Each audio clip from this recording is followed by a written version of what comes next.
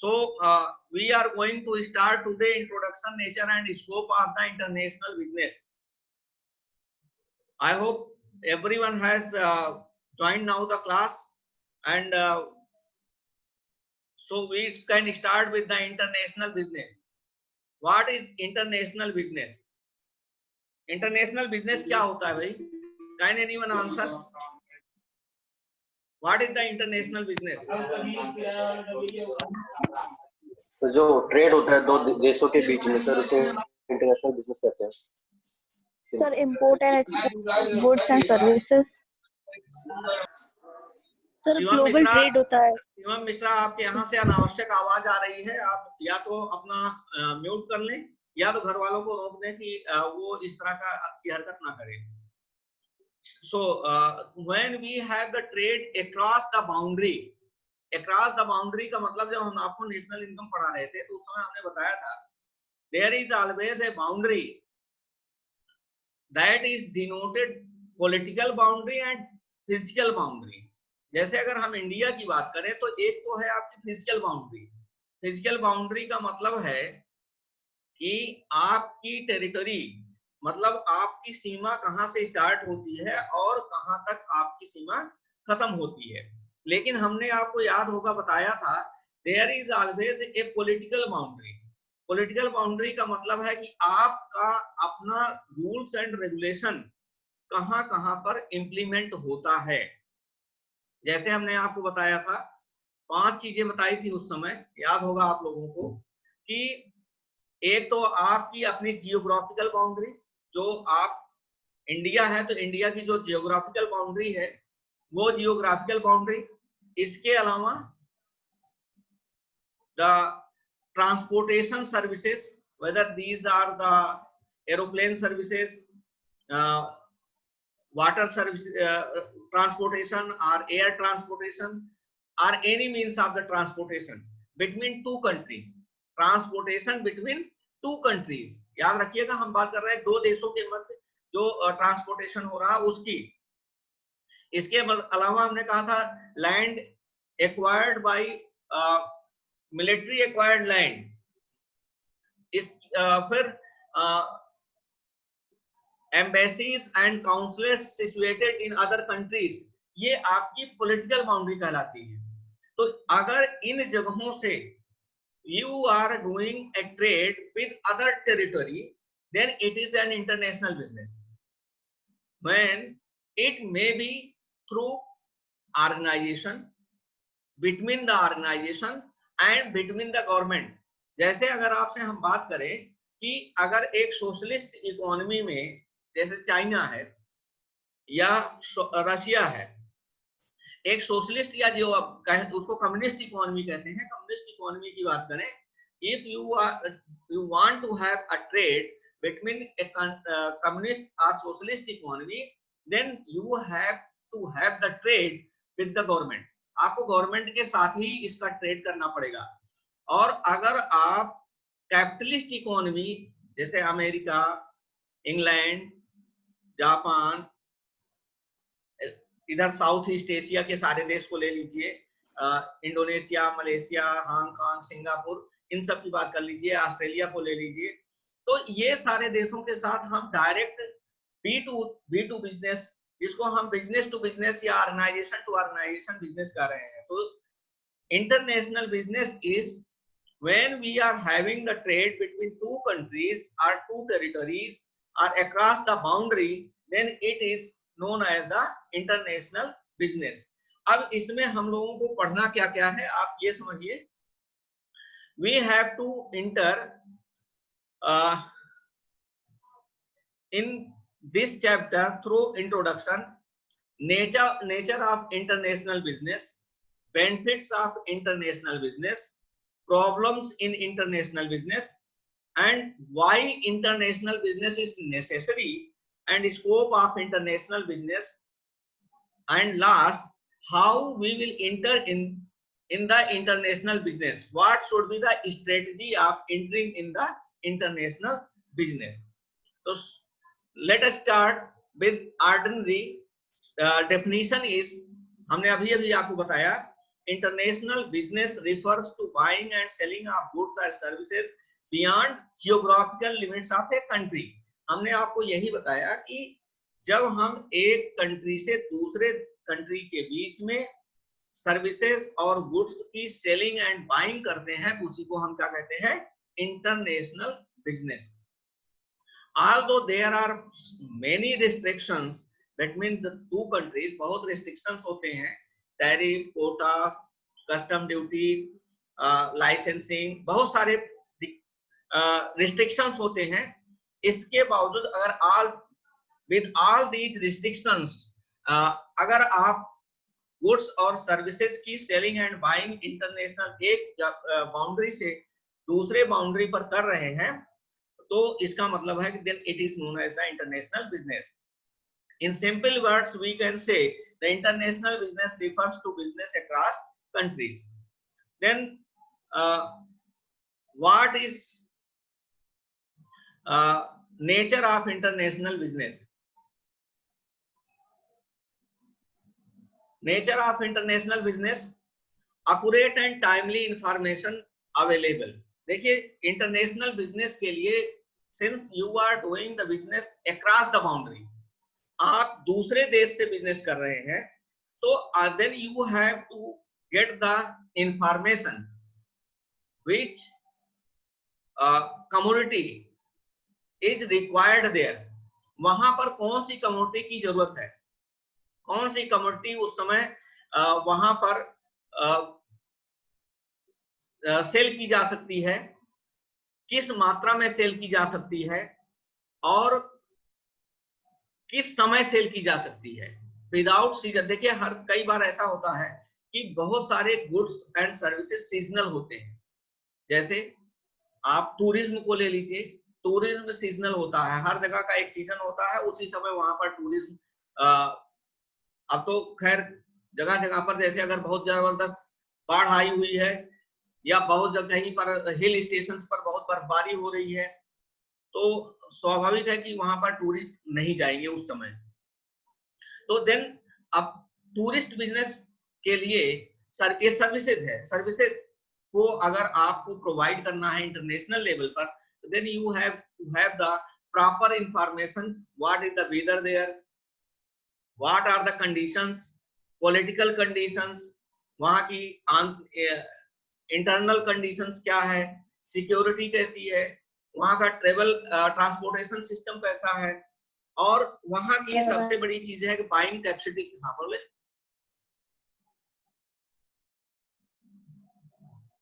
कुछ बोल रहे थे, बोलो.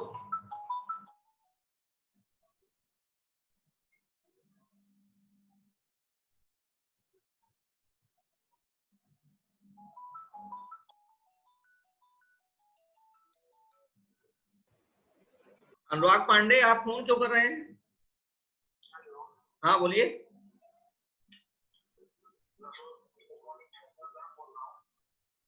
अरे भाई, इसी से कनेक्टेड है यार, आप बोलिए ना, इसके बाद डिस्कनेक्ट हो जाएगा, हो जा रहा हमारी मीटिंग, बार बार आप फोन कर दे रहे हैं. आप अपने नाम से नहीं जुड़ेंगे तो रिमूव कर ही दिया जाएगा आपको. The size of international business हमने अभी आपको बताया था. Are you getting my voice? Yes, sir. Please inform everyone कि कोई भी फोन बीच में फोन करेंगे तो ये इंटरनेट अनस्टेबल हो जाता है. अब ये बार बार फोन कर रहे हैं हमको, हम बार बार फोन काट रहे हैं इनका.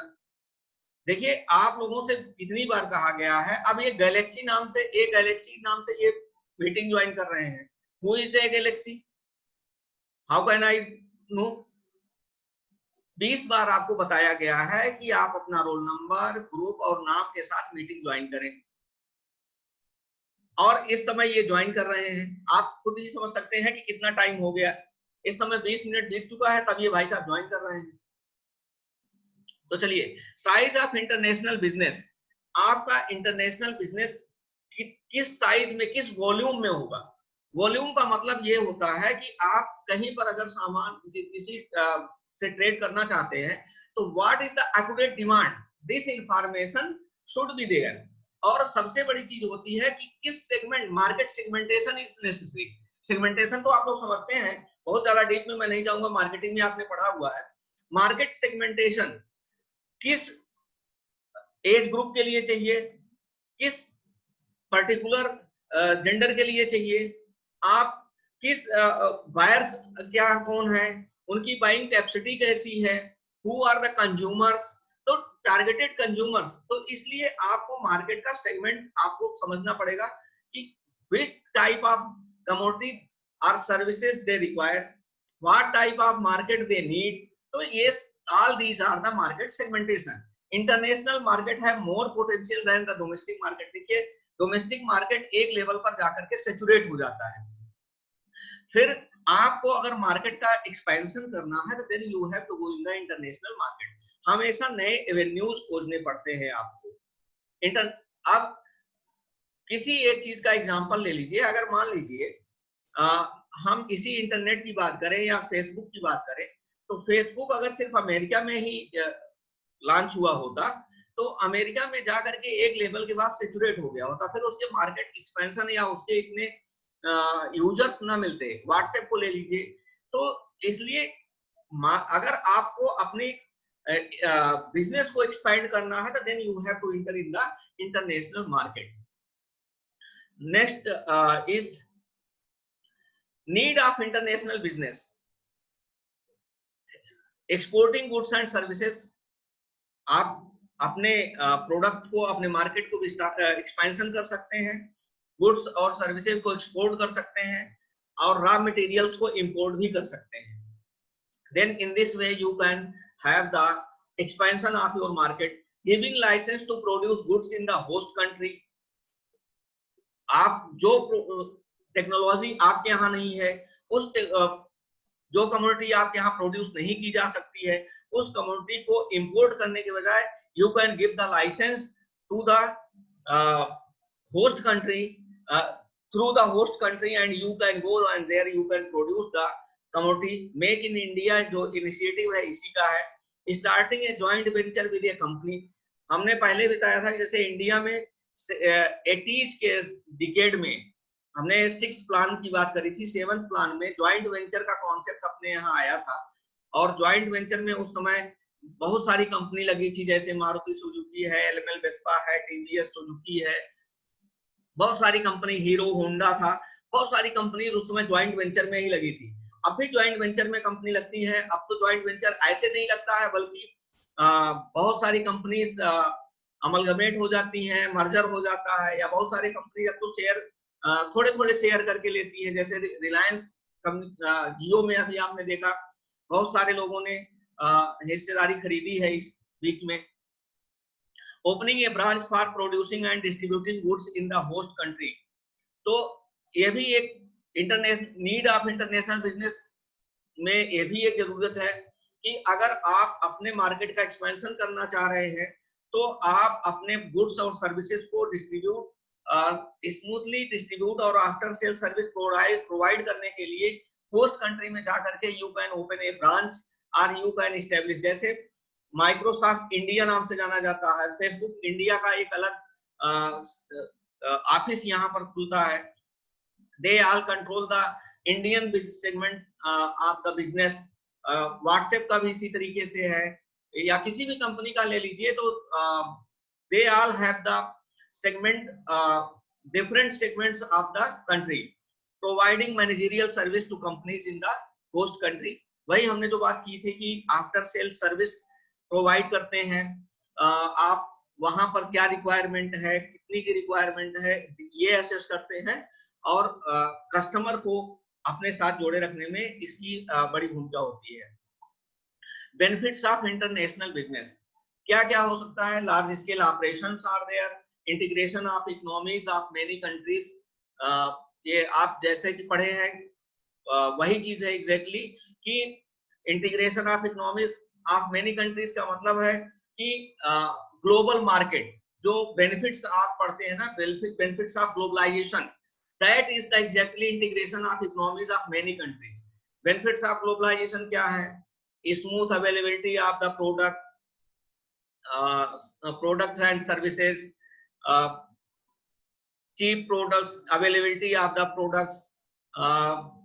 products which are not available in the host country can be purchased from the other country, excess production जो आपके यहाँ हो रहा है उसको आप दूसरे देशों में ले जा करके बेच करके और उसके बदले में मोनेटाइज कर सकते हैं, अदरवाइज आपकी एक्सेस कैपेसिटी जो है प्रोडक्शन की वो एग्जॉस्ट हो जाएगी और यहाँ अपने कंट्री में आप उसका यूटिलाइजेशन नहीं कर पाएंगे। थर्ड है कीन कंपटीशन। कंपटीशन बढ़ने से कंज्यूमर को हमेशा फायदा होता है, इसलिए सरकार ने कंपटीशन, इंडियन गवर्नमेंट ने कंपटीशन कमीशन रखा हुआ है। अगर एक किसी कंपनी का किसी भी प्रोडक्ट पर अगर मान लीजिए मोनोपोली हो जाए तो उस मोनोपोली की वजह से उस कंपनी का जो चाहेगी प्राइस रखेगी, जो चाहेगी प्राइस चार्ज करेगी। तो इस मोनोपोली को तोड़ने के लिए कंपटीशन, मार्केट का में कंपटीशन होना बहुत जरूरी है। तो देयर इज ए कीन competition dominated by developed countries and multinational companies, benefits to participating countries and special role of science and technology। देखिए टेक्नोलॉजी का रोल इसलिए बहुत ज्यादा है क्योंकि अगर आप रोल ऑफ टेक्नोलॉजी देखें तो मान लीजिए मोबाइल सेगमेंट है, मोबाइल को ले लीजिए, मोबाइल में रोज नए नए फीचर्स आ रहे हैं। अगर ये इंटरनेशनल बिजनेस ना होता तो हम एक टेक्नोलॉजी को ही प्रयोग करते हुए 5G टेक्नोलॉजी कहाँ डेवलप हो रही है और इंडिया भी उसका बेनिफिट ले रहा है। 4G टेक्नोलॉजी कहाँ डेवलप हुई, उसका इंडिया भी बेनिफिट ले रहा है। अब आप अभी देख लीजिए कोविड-19 का टीका ही ले लीजिए। अगर साइंस एंड टेक्नोलॉजी का द बेस्ट एग्जांपल, टीका डेवलप कर रही है ऑक्सफोर्ड यूनिवर्सिटी की टीम, बनेगा इंडिया में, कंज्यूम करेगा whole world. This is the special role of science and technology in any condition। Technology, commodities का, हेल्थ सर्विसेज का, हेल्थ सर्विसेज आज इतनी आसानी से अवेलेबल हो पा रही है due to technological development and science. But there are certain problems in international business. What are these problems? Different currencies, language and culture. Different currencies का प्रॉब्लम ये आता है, एक्सचेंज रेट की प्रॉब्लम होती है। जैसे आज की डेट में अगर आप देखें तो आज की डेट में हो सकता है कि इंडियन करेंसी और डॉलर, अमेरिकन डॉलर, ₹1 का मान लीजिए 76, $1 ₹76 का है। कल अगर मान लीजिए आपका $1 ₹80 का हो जाए तो देन आपके लिए ये तो अगर आप एक्सपोर्टर हैं तो then you will be benefited. If you are importer then you are in the loss। so there is always a difficulty कि while having the trade, अभी आपको आगे चल करके जब एक्सचेंज रेट में पढ़ाऊंगा तब ये बताऊंगा कि इस एक्सचेंज रेट को कैसे लोग फिक्स करते हैं, how they have the exchange rate determination in the international market। languages and culture, then language तो खैर आजकल नहीं कह सकते हैं, language are no boundary in the current situation. So scope of international business,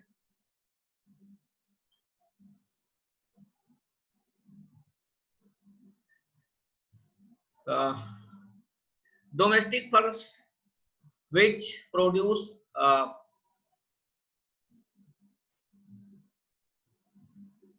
please आप लोग देखिए एक बार सुन लीजिए, हमें बड़ी प्रॉब्लम आ रही है, बीच बीच में लोग क्लास में इंटर कर रहे हैं और बार बार हमारा ये सेगमेंट डिस्टर्ब हो रहा है। Please try to understand. बार बार अगर आप लोग क्लास में इंटर करेंगे, लेफ्ट करेंगे, इंटर करेंगे तो ये स्क्रीन हमारी डिस्टर्ब होती है और हम पढ़ाने में असहज महसूस कर रहे हैं। बार बार जो हमारी दिक्कतें आ रही ना, आपको लग रहा होगा हमारे वॉइस से या हमारे उससे लग रहा है कि हम कई बार डिसबैलेंस हो रहे हैं, वो इसी कारण कि बार बार हमारी स्क्रीन डिस्टर्ब हो रही है। लोग इंटर कर रहे हैं, लोग लेफ्ट कर रहे हैं, इंटर कर रहे हैं, लेफ्ट कर रहे हैं। तो ट्राई टू अंडरस्टैंड। इस समय 74 लोग इस समय ज्वाइन किए हैं। except these 74 I will not give any attendance। so then what are the mode of entry in the international business? Franchising, licensing, exporting, wholly owned subsidiary. देखिए कई तरीके से हो सकता है, जैसे मैंने बताया था कि मार्केट में इंटर करने के लिए आपको एक तो पहले जैसे इंडिया में था, अभी ग्लोबलाइजेशन के बाद इसमें लाइसेंसिंग काफी क्षेत्रों से हटा दिया गया। लेकिन जैसे अमेरिका में अगर आप जाना चाहें, कोई इंडस्ट्री लगाना चाहें, तो then you have to take the licence.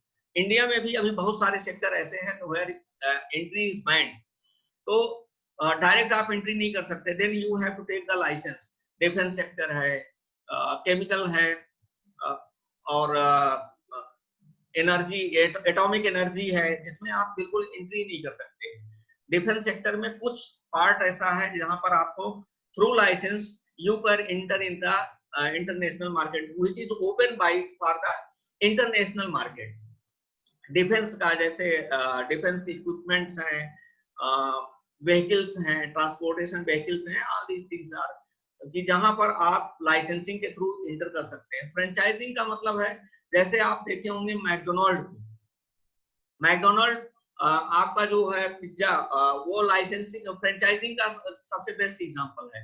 Pizza हट आप ले लीजिए, ये सारी कंपनीज ऐसे हैं जो खुद आकर के ऑपरेशंस नहीं करते हैं, but they are using the franchising business in the international system. Export कर सकते हैं आप, जैसे अभी तक बहुत सारी कंपनियां, many companies were making the products in China and exporting in the whole world. तो अभी एक्सपोर्ट करके आप मेक इन इंडिया इनिशिएटिव उसी के थ्रू है। दूसरा है होली ओन्ड सब्सिडरी। आप किसी भी कंपनी को, जैसे टाटा ने, आपने देखा होगा, टाटा ने जाकर के टेक ओवर किया था किसका, वहां पर टेटले का ब्रिटेन में। फिर इसके बाद कोरस का जो स्टील कंपनी थी यूरोप की, और इसके अलावा फिर मित्तल ने किया था आर्सेलर का। तो these are the best examples of wholly owned subsidiary. Turnkey projects, आप खुद जाकर के वहां पर की प्रोजेक्ट्स लगा सकते हैं, like Microsoft is having the projects in every country. और भी जैसे पावर प्रोजेक्ट्स में एनरॉन आकर के यहाँ लगाने की कोशिश किया था, लेकिन लगा नहीं पाया था। दादरी में एक प्रोजेक्ट लग रहा था, पावर प्रोजेक्ट। तो या उधर जो कंपनी लगाई थी, क्या कहते हैं, एमपी में जो भाग गई थी, गैस लीक, भोपाल गैस त्रासदी वाली जो कंपनी थी, आपको याद होगा। तो ये सब जो है की प्रोजेक्ट्स आप जाकर के अदर कंट्रीज में आप लगा सकते हैं। I will share this slide you one by one, since we are running the time, so we are going to take the attendance, and we are closing this sharing session. So